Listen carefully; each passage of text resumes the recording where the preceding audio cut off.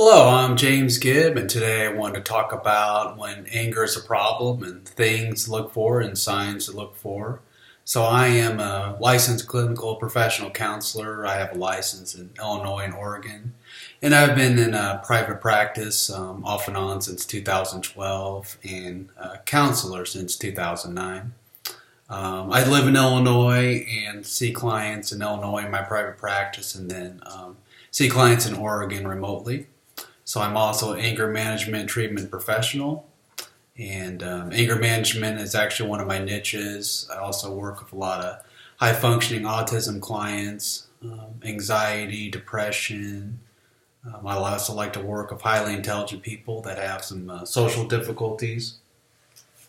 Um, I enjoy doing anger management. I used to have my own problems with anger management when I was younger, and had my own counseling was very helpful, and was able to work through a lot of my own issues. And I'm certainly not perfect in that regard, but I've done quite a bit of work that's been helpful.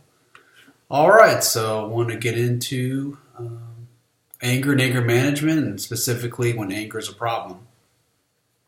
So anger is one of our core emotions, like sadness, happiness, and fear. Um, but also, anger can be seen as a secondary emotion. So, for example, you may fear that your significant other is cheating on you, and then that fear comes out as anger towards that significant other.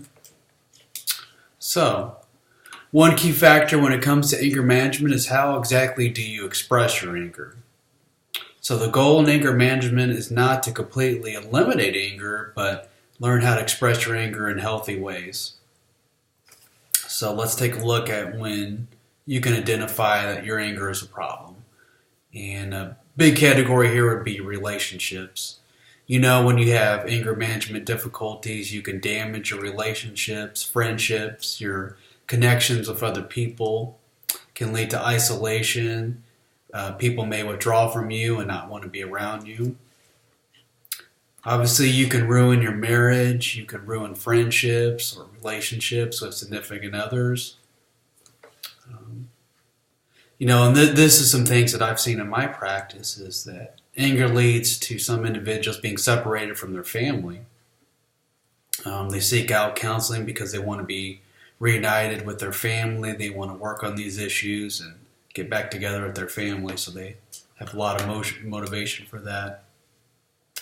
Or even that they haven't lost their family, but they're fearful that they could lose their family. The anger is getting out of control, where they could lose their family if they don't do something about it. So another category to look at when your anger is a problem is how does it affect your work and school performance? Studies have shown that anger negatively impacts our ability to concentrate. We're almost too aroused when we're angry, and that definitely limits our ability to focus. We're not, in top shape. So obviously this can hurt your performance at work or at school. Also can hurt communication, or there can be communication breakdown with your coworkers and your teachers, your professors, things like that. Poor communication, and people might just not want to be around you. If you're perceived as an angry person, so it'd be very, very isolating. Well, then there's also a problem with anger when it can affect your physical health.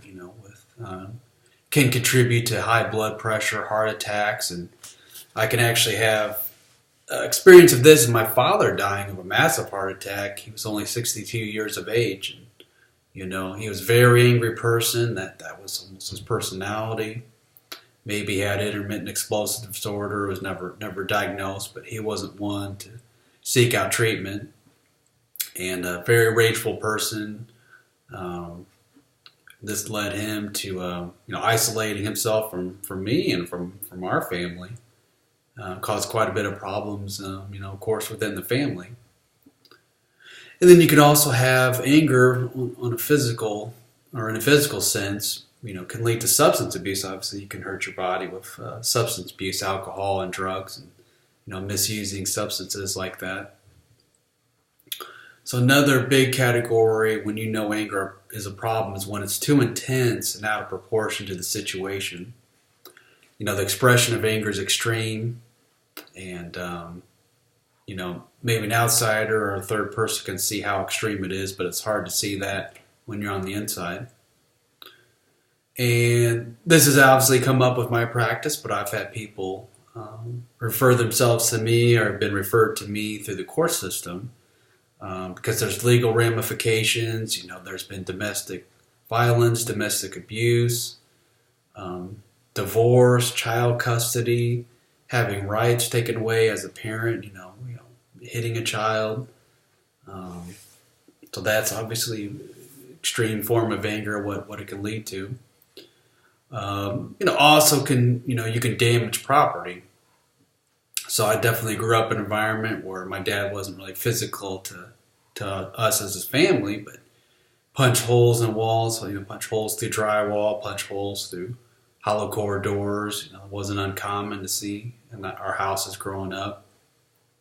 And then you have some other extreme forms of anger, things like pushing, shoving, any physical altercations, making threats towards loved ones.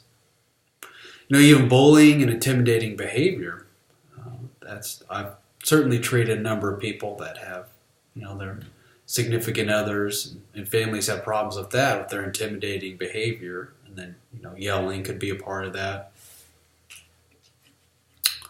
I also notice things when anger's problem is that, it's almost like verbal diarrhea. You just verbally unload on someone, a loved one or a friend, and it just way out of proportion to the situation. It's just very, very extreme and not necessary.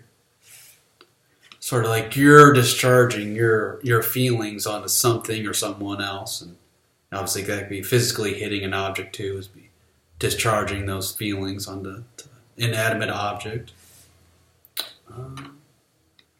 Another big thing I think with anger management is one's need to control. And there are just so many things, in this world, obviously, that are outside of our control. And it really becomes poor boundaries. It's a really poor boundary when you try to force control over loved ones. You can also talk down to people. Some, personality types with extreme arrogance and being condescending, talking down to people, that could be more of a more subtle form of anger. Then I've also heard this many times that people come in, they say they have just no control over their expression of anger. They go from 0 to 100 in half a second. There's no breathing room there. So obviously this is where I would try to come in and help people with to have some positive coping skills to slow this process down. Things would be like to slow this down, identifying your triggers, mindfulness, things like that. Another sort of theory or something to point to is actually theories of mind and mentalism.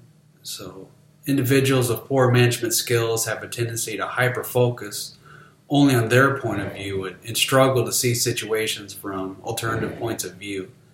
Struggle to see how someone else may perceive a certain situation. So it's really hard for them to put themselves in someone else's shoes. Even when it's adaptive to put yourself in someone else's shoes at times.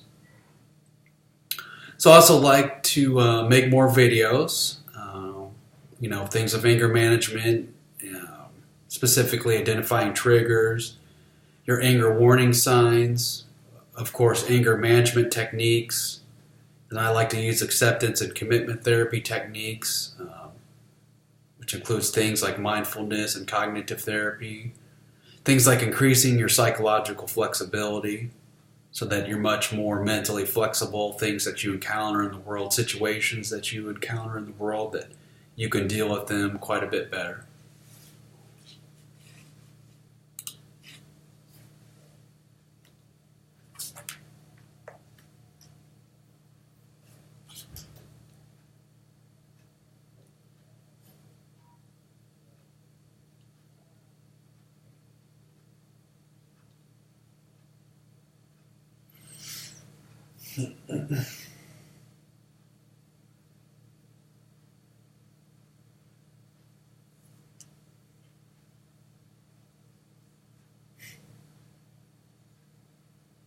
Oh, thought I stopped it.